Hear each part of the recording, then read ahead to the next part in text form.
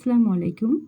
আজকের এই ভিডিওটি দেখার পর কাঁঠালের ফেলে দেওয়া এই অংশটুকু কেউ ভুলেও ফেলবেন না, কারণ আজকে এই বতি বা বাড়ালি দিয়ে মজাদার একটি রেসিপি তৈরি করে নেব।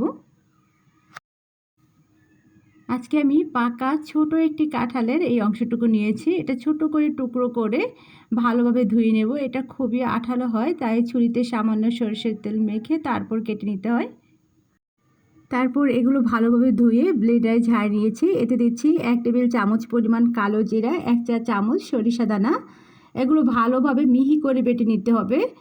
যদি আপনার বেটে নেওয়ার সময় মনে হয় যে এটার সাথে পানি দেওয়ার প্রয়োজন আছে, সামান্য পানি দিয়ে নিতে পারেন, কারণ এর সাথে কালো জিরা আছে, তারপর সরিষা দানা আছে। এগুলো একটু মিহি করে না বাটলে রেসিপিটা খেতে ভালো লাগবে না। আমি এটা ব্লেন্ডারে ঝাড়ি করেছি। আপনি চাইলে শিলপাটায় এরকম মিহি করে বেটে নিতে পারেন। রান্নার জন্য চুলায় চলে আসলাম। 3 টেবিল চামচ পরিমাণ সরিষার তেল গরম করে নিচ্ছি প্যানে।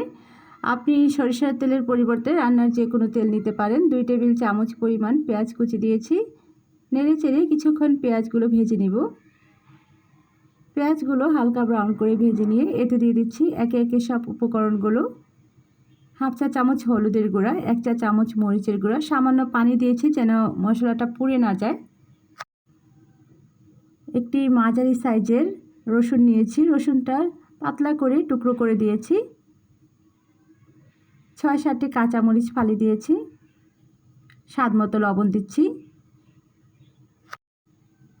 কাঁঠালের বোতা বা বাড়ালিটা একটু মিষ্টি হয়, তাই এর জন্য একটু ঝাল দিতে হয় বেশি করে।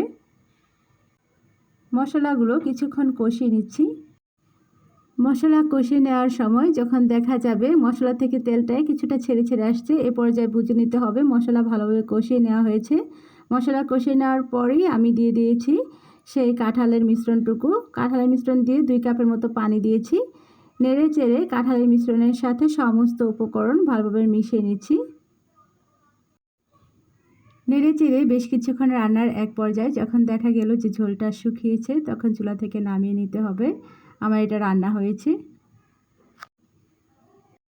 তৈরি হয়ে গেল কাঁঠালের বতির মজাদার একটি মুখরোচক রেসিপি।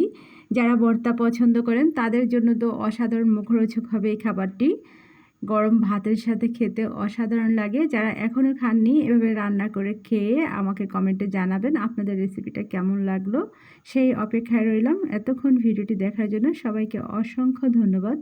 আল্লাহ হাফিজ।